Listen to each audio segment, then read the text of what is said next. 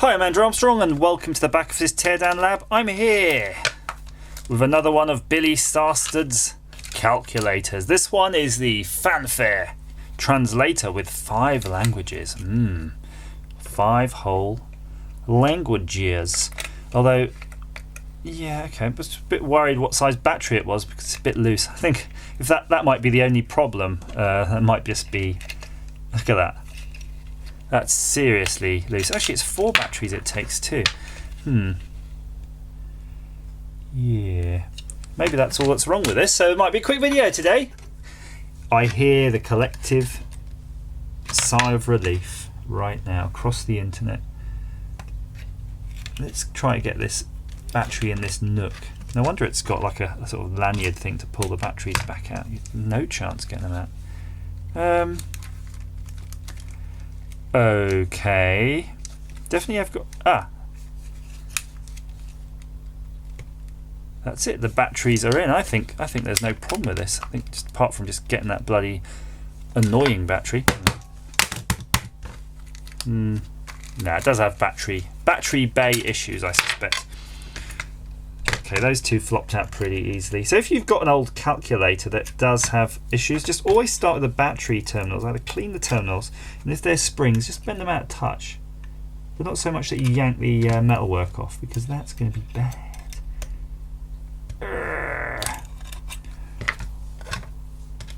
This is quite interesting though. I don't remember really, since smartphones came out, I guess we've never really needed to use translators, and even then before that I don't think, oh hang on, I don't think being British that we bothered translating anything though. Just sort of would speak louder, go to those countries and just speak louder till they understood us. I'm not proud. Oh, this is a nightmare. It's sort of spitting out batteries like nobody's business here. They definitely all seem to be in. Just going to quickly get my meter here. We'll go from end to end. Yeah, minus 4.7 volts. Where am I reading it from? I think I should be reading from here. There we go. No.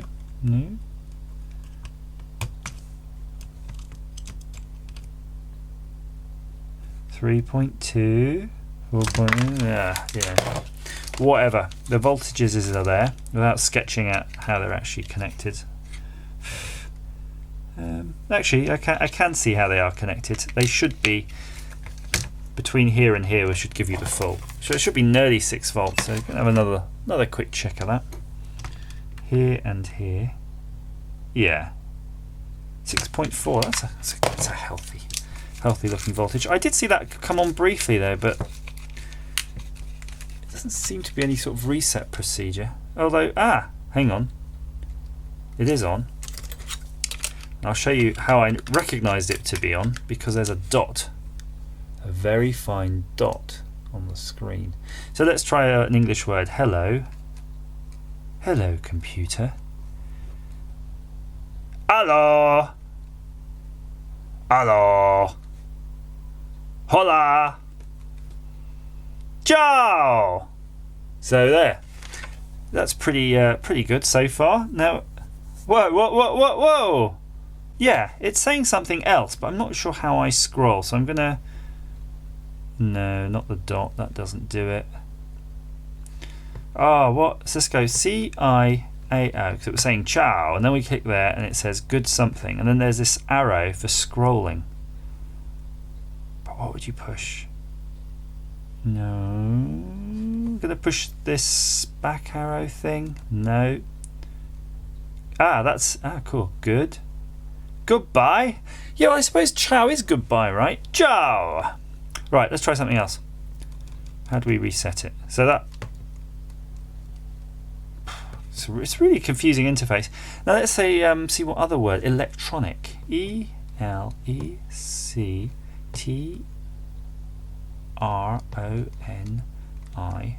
ELECTRONIC. Electronic.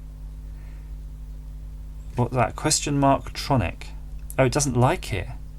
Did I spell it wrong? Did I? Citronic. Electronic.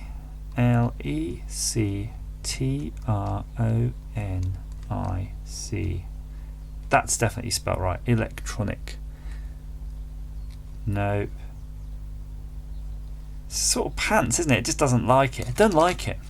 So that's technically fixed, but I kind of want to do a teardown of it. It doesn't. It just sort of does what it does, doesn't it? It's a bit pants, but I'm sure we can get it apart. Looks like this is some sort of. Ah, look, it covers up screws too. Nice. Good. Nice bit of design there. Suitable screwdriver required. Where are all my bits and bobs? This size should be perfect. Indeed it is. Now I'm really hoping that the whole keyboard just doesn't jump out. We don't need that to happen.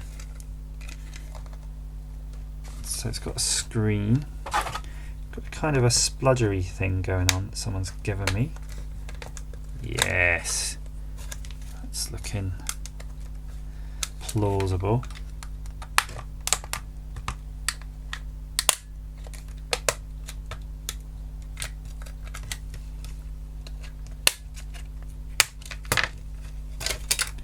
Wahey! So underneath that is going to be the screen and the keyboard. I kind of don't really want to take that off. It's screwed. There's nothing to see on there. Everything you want to see is on this side. So let's see what we can see. And it looks like they've got their own sort of chip here. Look at that. Fanfare Fan 19007 HD 613901B54 9th G3 Japan. I'm looking at here, Fanfare E3200, and then just a mystery chip, and that's the mystery chip that's probably the ROM that just holds all of the words. Look at that, just a sort of diode, I think there, diode going on. That's where the power comes in. That's it. It's dead simple. So you can see there's not much to go wrong on this in terms of the world of calculators. But while I'm here though, look, I'm just going to do a little bit more of a bending exercise. Just get these springs out. Then we know that we're not going to have any problems with this going forward.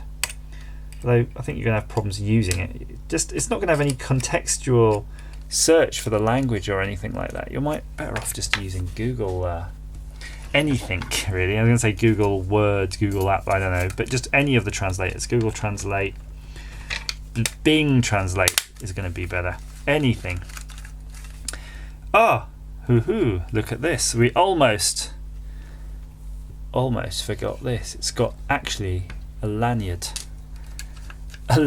strap pinhole, because as a tourist you'd want to be seen swinging this around with you.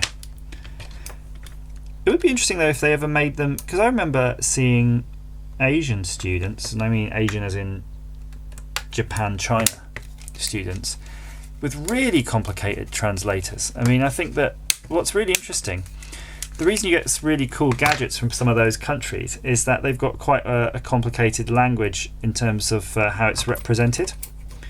So if it's represented with sort of pictures, you can imagine it would have to be, and how computers were, developed back in like the 60s or whenever, as people really started being serious about computers. It's a totally different requirement, because it's easy to represent sort of Latin character set, and the rules and stuff of language are reasonably simple. But yeah, if you've got Chinese or Japanese language, or you've got glyphs and things and they change and they're sort of contextual, your translators are going to be really sophisticated. So when they used to have their translators, they almost look like PDAs with screens and little keyboards, and they do sort of, as they're typing, it would be changing on the screen. So there you go, that's the Fanfare translator. It's not a particularly fascinating video, I'll grant you, but slightly interesting gadget. I suspect most of these now have been binned and just probably were bought but never really used anyway first time round. As ever, thank you for watching.